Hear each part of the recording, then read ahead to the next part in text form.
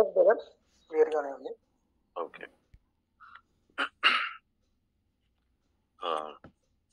సమూయేలు జీవితంలోంచి ఒక విషయాన్ని మనం నేర్చుకోవడానికి ప్రయత్నం చేద్దాం. సో ఎల్కానా హన్నాకి లేక పుట్టిన కొడుకు సమూయేలు గురించి ఆ స్టోరీ అంతా మనకు తెలుసు. తర్వాత హన్నా చెప్తుంది, నాకు కానీ కొడుకు పుడితే నేను నీకు ప్రతిష్ఠించుకుంటానని దేవుడితో ఒప్పందం కుదుర్చుకుంటుంది. సో ఆ ఒప్పందం ప్రకారమే పాలు విడిచిన తర్వాత ఆ ఏజ్ వచ్చేసరికి, పాలు విడవడం అంటే మహా అయితే 3 సంవత్సరాలు 4 సంవత్సరాల వయసులో పిల్లలు తల్లిపాలు వదిలిపెట్టేస్తారు. సో ఆ రకంగా చూస్తే నాట్ మోర్ దాన్ 4 years, 4 సంవత్సరాల కంటే ఎక్కువ ఉండకపోవచ్చు. సో తీసుకుని వెళ్ళి ఏలీ దగ్గరికి వెళ్ళి యెహోవాకి నేను ఇంకా ప్రతిష్ఠ చేస్తున్నానని ఆయన దగ్గర వదిలిపెట్టేస్తుంది. అది ఎక్కడ మనం చూస్తామంటే మొదటి సమూయేలు 1:28 కాబట్టి నేను ఆ బిడ్డను యెహోవాకు ప్రతిష్ఠించున్నాను, తాను బ్రతుకు దినములన్నిటిను వాడు యెహోవాకు ప్రతిష్ఠితుడని చెప్పాను. సో ఇక్కడి నుంచి ఒక 4 రెఫరెన్సెస్ మీకు చూపిస్తాను. అదే 1:28 చివరి మాట, ప్రతిష్ఠించిన తర్వాత అప్పుడు వాడు యెహోవాకు అక్కడనే మొక్కెను.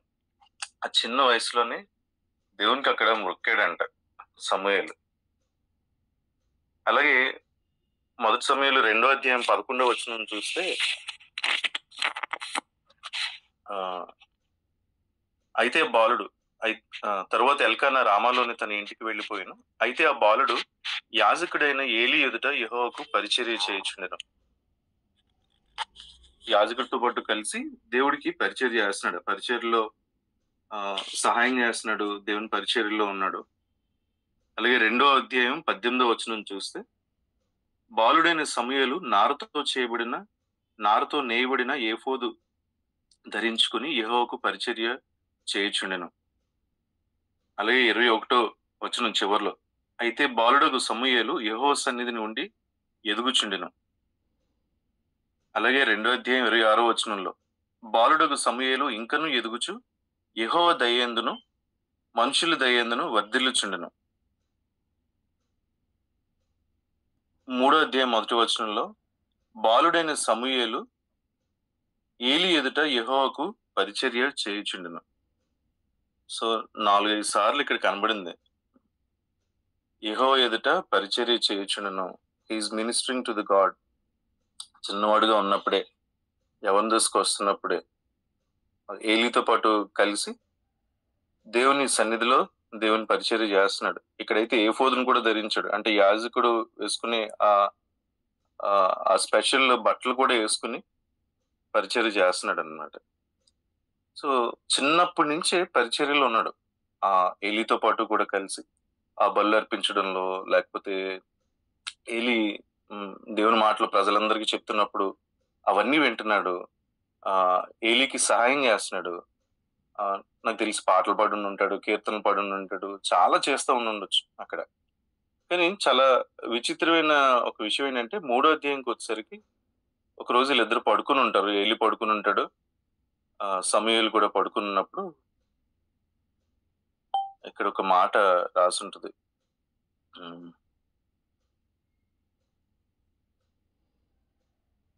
3వ అధ్యాయం 3వ వచనం నుంచి దీపము ఆరిపోక మునుపు సమూయేలు దేవుని మందసమున్న యెహోవా మందిరంలో పండుకుని ఉండగాను యెహోవా సమూయేలును పిలిచెను. అతడు చిత్తమండి నేనున్నానని చెప్పి ఏలీ దగ్గరికి పోయి, నీవు నన్ను పిలిచితువు కదా, నేను వచ్చినానన్ను. అతడు నేను పిలవలేదు, పోయి పండుకోమని చెప్పగా అతడు పోయి పండుకున్నాను.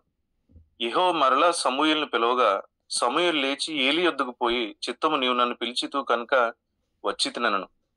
అయితే అతడు, నా కుమారుడా, నేను నిన్ను పిలువలేదు, పోయి పండుకోమన్నాను. సమూయేలు అప్పటికి యెహోవాను ఎరుగుకుండెను. ఇది చాలా విచిత్రం.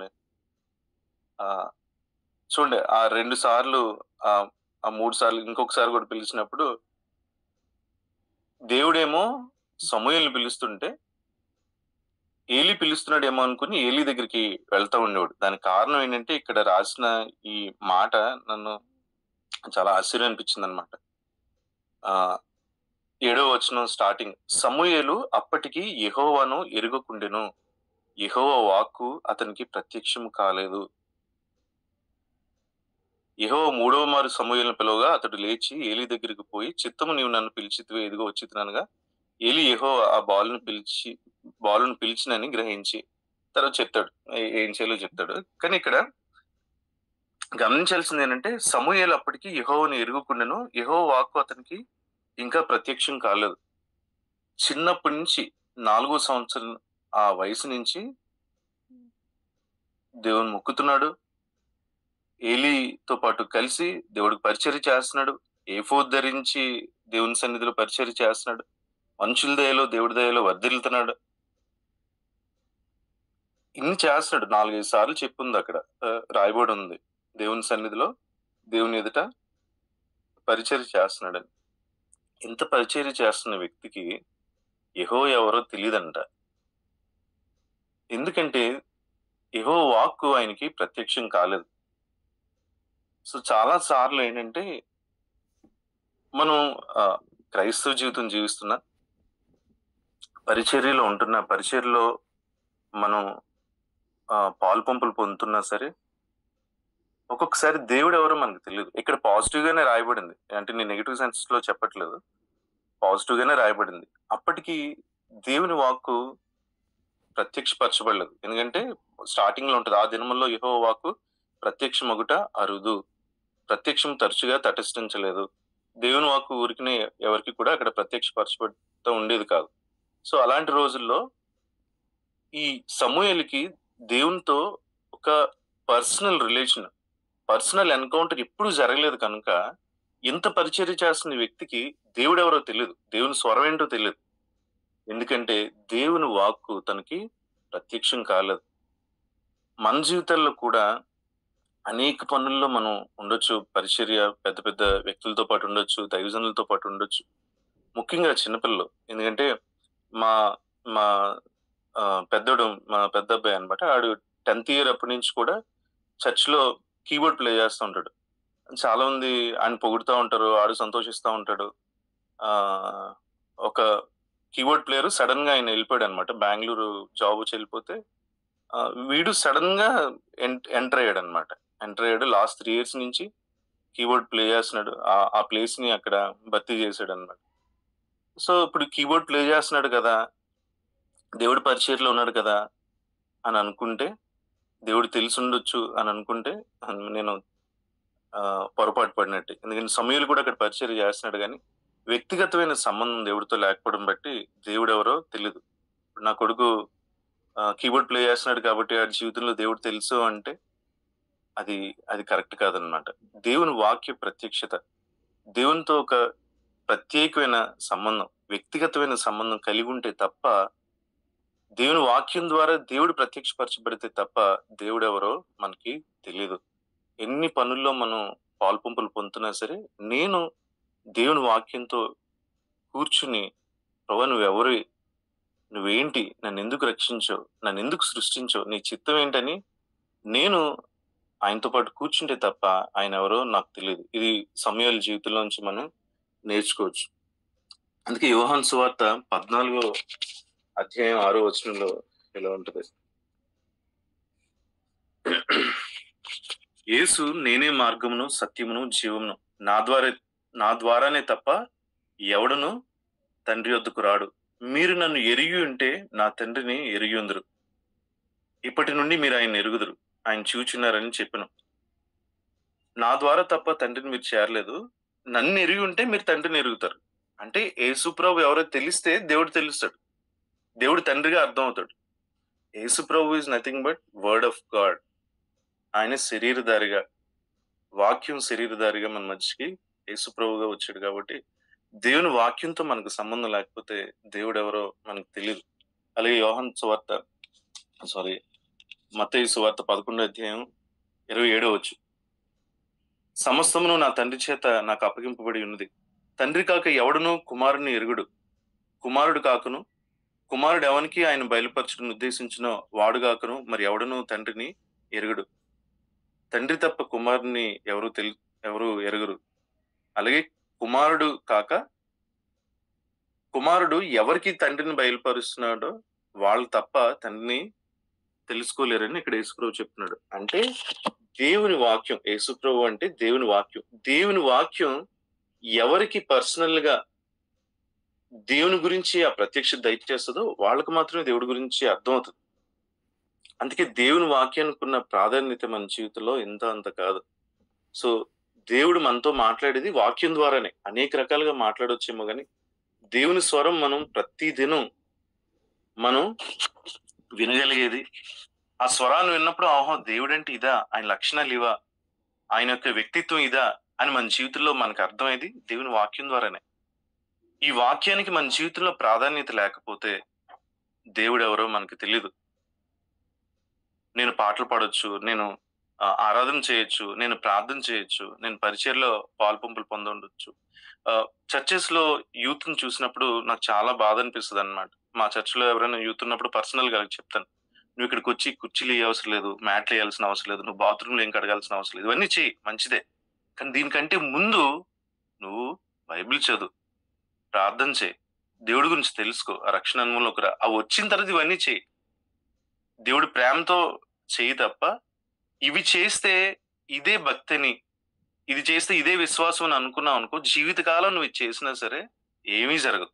జీవితకాలం నువ్వు కుర్చీలు వేసినా, జీవితకాలం నువ్వు మ్యాట్లు వేసినా, జీవితకాలం పరిచర్లో పనులు చేసినా దేవుడు ఎవరో నీకు అర్థం కాదు. మొట్టమొదట నువ్వు ఒక సమయాన్ని దేవుడికి, యవనస్తులు సంఘాల్లోకి వచ్చి గంటల తరబడి పనిచేయడానికి ముందుకు వస్తారు తప్ప ఒక అరగంట బైబిల్ తీసి ఒంటరిగా వెళ్ళి వాక్యం చదవడానికో, దేవుడితో ఆ పర్సనల్ ఆ ఇంటిమేట్ రిలేషన్ లోకి రావడానికి సమయాన్ని ఇవ్వడానికి ఇష్టపడరు. అది మన జీవితంలో జరుగుతున్న ఒక పెద్ద మోసం అన్నమాట. సో వాక్యం అంటే వాక్యం సంతోషాన్ని ఇవ్వాలి. వాక్యాన్ని, అందుకే దివారాత్రులు దాన్ని ధ్యానించేవాడు ధన్యుడిని దేవుని వాక్యం చెప్తుంది. యెహోవా ధర్మశాస్త్రమందు ఆనందించు. వాక్యం చదవడం, వాక్యాన్ని ధ్యానించడం, వాక్యం ప్రకారం నడవడం అనేది మనకు సంతోషాన్ని ఇవ్వాలి. దేవుని మాటలు మనకు సంతోషాన్ని ఇవ్వాలి.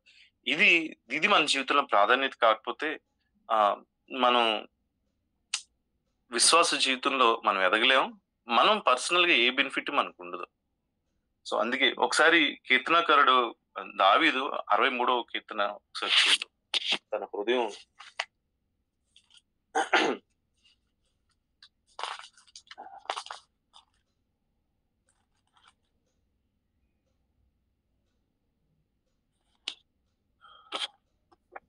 దేవా, నా దేవుడు నీవే, వేకునే నిన్ను వెతుకుదును. నీ బలమును నీ ప్రభావమును చూడవలని పరిశుద్ధాలయమందు నేనెంతో ఆశతో నీ తట్టు కనిపెట్టి ఉన్నాను. నీళ్లు లేక ఎండిన దేశమందు నా ప్రాణం నీ కొరకు తృష్ణగుని ఉన్నది. నీ మీద ఆశ చేత నిన్ను చూడవలనని నా శరీరము కృషించున్నది. నీ కృప జీవం కంటే ఉత్తము. నా పెదవులు నిన్ను స్తుతించును. నా మంచం మీద నిన్ను జ్ఞాపకం చేసుకుని రాత్రి జాములు యందు నిన్ను ధ్యానించుకున్నప్పుడు క్రొవ్వు మెదడు నాకు దొరికినట్లుగా నా ప్రాణము తృప్తి పొందుచున్నది. అసలు ఈ మాటలు చదువుతుంటే దేవుడి గురించి, దేవుడి సన్నిధి గురించి దావీదుకున్న ఆ తీవ్రమైన ఆశ చూడండి. ఆ మంచం మీద ఉండి జ్ఞాపకం చేసుకుంటున్నాడు అంటే, రాత్రి జాములు యందు ఆయన ధ్యానిస్తున్నప్పుడు క్రొవ్వు మెదడు నాకు దొరికినట్లుగా నా ప్రాణం తృప్తి పొందుతుంది. నా సోల్ సాటిస్ఫై అవుతుంది. ఏంటి? దేవుడి గురించి ఆలోచిస్తున్నప్పుడు, దేవుడి గురించి ధ్యానిస్తున్నప్పుడు దావీదు యొక్క ఆశ అన్నమాట, దేవుడి పట్ల ఆశ. ఇప్పుడు మనం దేవుడి గురించి ధ్యానించడం అంటే వాక్యంతో మనం కూర్చున్నప్పుడు, వాక్యాన్ని ధ్యానిస్తున్నప్పుడు మనం కూడా అలాంటి తృప్తి మనం అనుభవిస్తాం. క్రొవ్వు మెదడు దొరికినట్లుగా మన ప్రాణం తృప్తి పొందుతుంది. మన మనస్సు, మన శరీరం ఇవన్నీ తృప్తి చెందుతాయి అన్నమాట. ఉత్సహించి పెదవులతో నా నోరు నిన్ను గూర్చి గానం చేయుచున్నది. కాగా నా జీవితం అంతయు నేను ఇలాగన నేను స్తుతించెదను. నీ నామం బట్టి నా చేతులు ఎత్తెదను. నీవు నాకు సహాయకుడు ఏంటివి, నీ రెక్కల చాటును శరణ్జొచ్చి ఉత్సాహధ్వని చేసేదను. నా ప్రాణము నిన్ను అంటి వెంబడించున్నది. నీ కుడి చేయి నన్ను ఆదుకొనుచున్నది. నా ప్రాణం నశింపు చేయవాలని వారు దాన్ని వెతుకుచున్నారు. వారు భూమి క్రింద చోట్లకు దిగిపోదురు, బలమైన ఖడ్గమునకు అప్పగింపబడదురు, నక్కల పాలగుదురు. ఈ నెక్స్ట్ మాట చూడండి. రాజు దేవుని బట్టి సంతోషించును, ఆయన తోడని ప్రమాణం చేయు ప్రతివాడును అతిశయులను. రాజు దేవుని బట్టి సంతోషించును. రాజు సంతోషించాలంటే ఎన్ని మార్గాలు ఉంటాయండి. రాజుకి ఏమైనా కొరత సంతోషాన్ని కలిగి ఉండాలంటే. కానీ చెప్తున్నాడు ఇక్కడ, దేవుని బట్టి సంతోషించును. దావీదు యొక్క సంతోషం అంతా ఏంటంటే దేవుని సన్నిధి. ఈ కొత్త నిబంధన కాలానికి సంబంధించిన మనకి సంతోషాన్ని ఏది ఇవ్వాలంటే ఆ personal intimate relation with word of God. ఎందుకంటే అదే దేవుణ్ణి మన జీవితంలో బయలుపరుస్తుంది.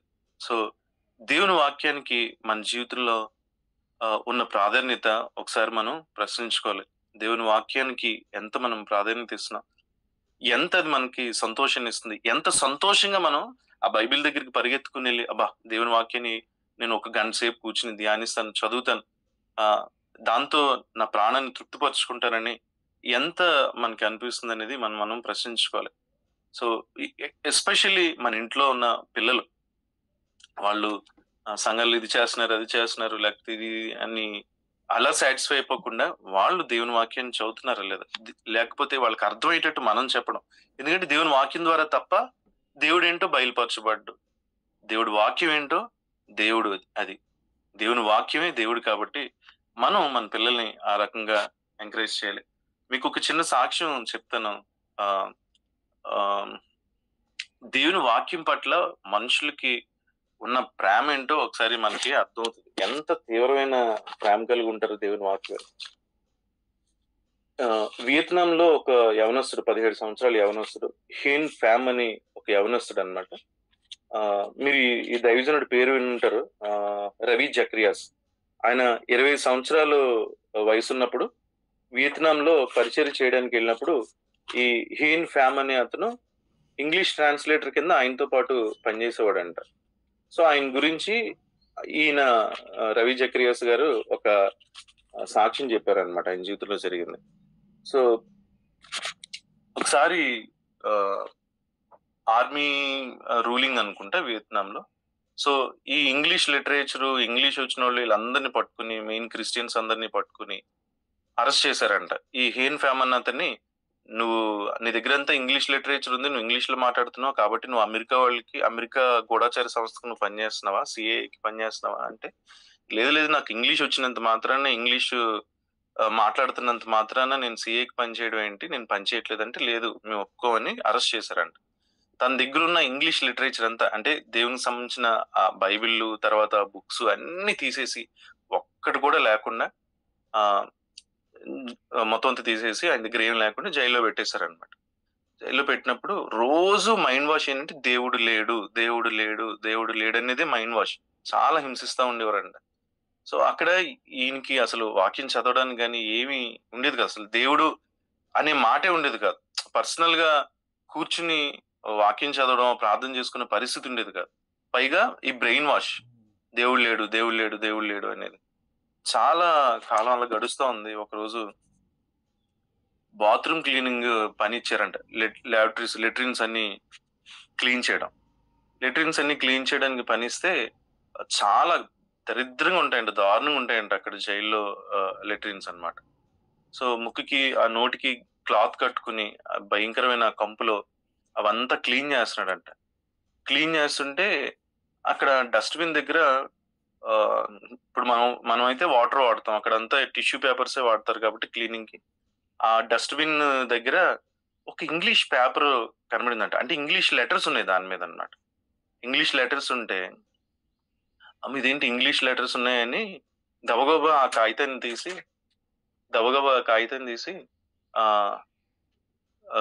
దాన్ని జస్ట్ ఇలా వాటర్ తో కడిగేసి రూమ్ కి తీసుకుని వెళ్ళిపోయి అందరూ పడుకున్న తర్వాత తన దగ్గర ఒక ఫ్లాష్ లైట్ లాంటిది చిన్న లైట్ ఉంటే ఆ లైట్ దాని మీద వేసాడంట. వేస్తే అది బైబిల్లో ఒక కాగితం, రోమన్స్ 8th చాప్టర్ ఉందంట. దాంట్లో ఇలాగా ఫోకస్ చేసిన వెంటనే అక్కడ కనబడుతున్న మాట ఏంటంటే, రోమిలకు రాసిన పత్రిక 8వ అధ్యాయం 35వ వచనం, క్రీస్తు ప్రేమ నుండి మనలను ఎడబాపు వాడెవడు, శ్రమ అయిన, బాధ అయినను, హింస అయినను, కరువైనను, వస్త్రహీనత అయినను, ఉపద్రవమైనను, ఖడ్గమైనను మనల్ని ఎడబాపున అని ఉందంట. అబ్బా దేవా నీకు వందనాలని అనుకున్నాడంట. అనుకుని, ఎందుకంటే ఇప్పటి వరకు తన ప్రాణం అలిసిపోయి ఉంది దేవుని వాక్యానికి ఆయన వెంపర్లో ఆడిపోతున్నాడు అనమాట, వెయిట్ చేస్తున్నాడు. కానీ దేవుడు ఆ వాక్యం తన వరకు వచ్చి తన పరిస్థితిని బట్టి ఎక్కడున్నాడు, ఎలాంటి పరిస్థితిలో ఉన్నాడు, ఆ వాక్యం తన వరకు వచ్చి తన్ని తిరిగి మళ్ళా బలపరిచింది. క్రీస్తు ప్రేమ నుండి మనల్ని ఎడబాపేవాడు ఎవడు, ఏ పరిస్థితి మనల్ని ఎడబాపుతుంది ఆయన ప్రేమ నుంచి అని. సో చాలా సంతోషించాడంటే, సంతోషించి మళ్ళా నెక్స్ట్ రోజు వెళ్ళి నేను బాత్రూమ్ కడగొచ్చా అని అడిగాడంట. అంటే ఆ కడుగు అన్నాడంట. మళ్ళా ఆ డస్ట్బిన్ దగ్గరికి వెళ్ళడం, రోజు అక్కడ పేపర్లన్నీ ఏరుకోవడం, ఆ టిష్యూ పేపర్లు అట్లని కొంచెం క్లీన్ చేసుకోవడం, మళ్ళా వచ్చి చదువుకోవడం. అసలు ఈ పేపర్లు ఎలా వస్తున్నాయంటే, అక్కడ జైలర్ ఒక బైబిల్ ఉంటే బైబిల్లో కాగితాలు చింపుతూ రోజు ఆ లెట్రిన్ లో వాడుతున్నాడు అనమాట క్లీనింగ్ కి. ఆ క్లీన్ చేసుకుని అక్కడ డస్ట్బిన్ లో పడేస్తున్నాడు. అది ఇంక ఇది అదునుగా చేసుకుని రోజు ఇతను ఆ లెట్రిన్ క్లీనింగ్కి వెళ్ళి ఆ పేపర్లు తెచ్చుకుని అట్లా కడుక్కుని వాక్యాన్ని చదువుతూ ఉండేవాడంట. ఇంత వాక్యం గురించి కొంతమంది ప్రజలు, 17 సంవత్సరాల వయసున్న ఒక కుర్రోడికి ఎంత వాక్యం పట్ల ప్రేమ చూడండి. సో ఆ వాక్యం చదువుతున్నప్పుడు, అంత ఆశతో చదువుతున్నప్పుడు దేవుడు తను ఎందుకు ప్రత్యక్షపరచుకోడు? తను ఏంటో అర్థం కాకుండా ఎందుకు దేవుడు ఆపేస్తాడు? ఖచ్చితంగా దేవుడు తను ప్రత్యక్షపరచుకుంటాడు. ఎందుకంటే వాక్యం గురించిన ఆశ. సో దేవుడు మనందరికీ ఆయన ఏంటో ప్రత్యక్షపరచుకోవడానికి ఆయన సిద్ధంగా ఉన్నాడు. ఎలా అంటే తన వాక్కు ద్వారా. మనం ఆ వాక్యాన్ని గాని ప్రేమించి దేవుని వాక్యం దగ్గరికి వచ్చి, ప్రభా నువ్వేంటో నేను తెలుసుకోవాలనుకుంటున్నాను, నీ ప్రేమ జ్ఞానానికి మించిన క్రీస్తు ప్రేమ నాకు అర్థం కావాలని నేను అనుకుంటున్నాను, నీ జ్ఞానం చేత నన్ను నింపు అని వాక్యాన్ని ప్రేమించి వాక్యం దగ్గరికి వచ్చే వ్యక్తులు అయితే క్రొవ్వు మెదడు దొరికినట్లు మన ప్రాణం ఖచ్చితంగా తృప్తి చెందుతుంది. దేవుడే మన సంతోషం అవుతాడు. ఎన్ని పరిస్థితులు ఉన్నా సరే, ఎన్ని పరిస్థితులు గుండా మనం వెళ్తున్నా సరే, మనం కదల్చబడం, మనం చాలా సంతోషంగా జీవిస్తాం. ఈ లాస్ట్ ఒక మాట చదివి నేను ముగిస్తాను. హెబ్రీయులకు రాసిన పత్రిక 4:12. దేవుని వాక్యం మనలో ఎంత పనిచేస్తుందంటే,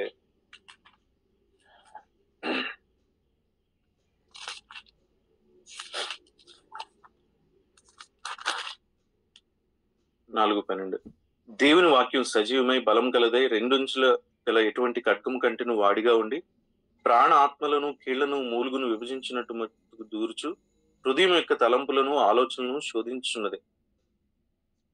దేవుని వాక్యానికి ఉన్న శక్తి చూడండి. మన ప్రాణ ఆత్మలను కీళ్లను మూలుగును విభజించినంత మట్టుకు దూర్చు హృదయం యొక్క తలంపులను ఆలోచనలను శోధించున్నది.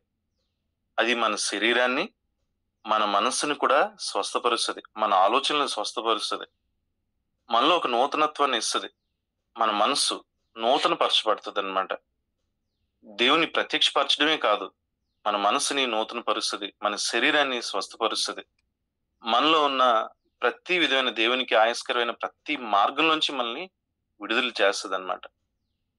ఆ ఇన్నర్ బీయింగ్ ని క్లీనప్ చేసేది, మన ఆ వ్యక్తిగత, మన ఆ కోర్ క్యారెక్టర్ ని, ఒక వ్యక్తి యొక్క కోర్ క్యారెక్టర్ ని స్వస్థపరిచేది లేదా శుద్ధి చేసేది దేవుని వాక్యమే. అలాంటి వాక్యాన్ని, దేవుని ప్రత్యక్షతనిచ్చే వాక్యాన్ని, మనల్ని స్వస్థపరిచే వాక్యాన్ని, మనల్ని పరిశుద్ధపరిచే వాక్యాన్ని ఆశతో అపేక్షించినప్పుడు ఖచ్చితంగా మనం ఆశీర్వదించబడతాం. దేవుని ప్రత్యక్షత, దేవుని స్వరాన్ని మనం వ్యక్తిగతంగా అనుభవించినంత వరకు కూడా దేవుడు ఎవరో మనకి తెలియదు. అందుకే ఒక ఆయన అంటాడు అనమాట, the ultimate pleasure is having a intimate relationship with God. అన్నిటికంటే మించిన సంతోషం ఏంటంటే దేవుడితో వ్యక్తిగతమైన సంబంధం కలిగి ఉండడమే, అంటే వాక్యంతో వ్యక్తిగతమైన సంబంధం కలిగి ఉండడమే. దేవుడి మాటలు దీవించును గాక. Thank you brother.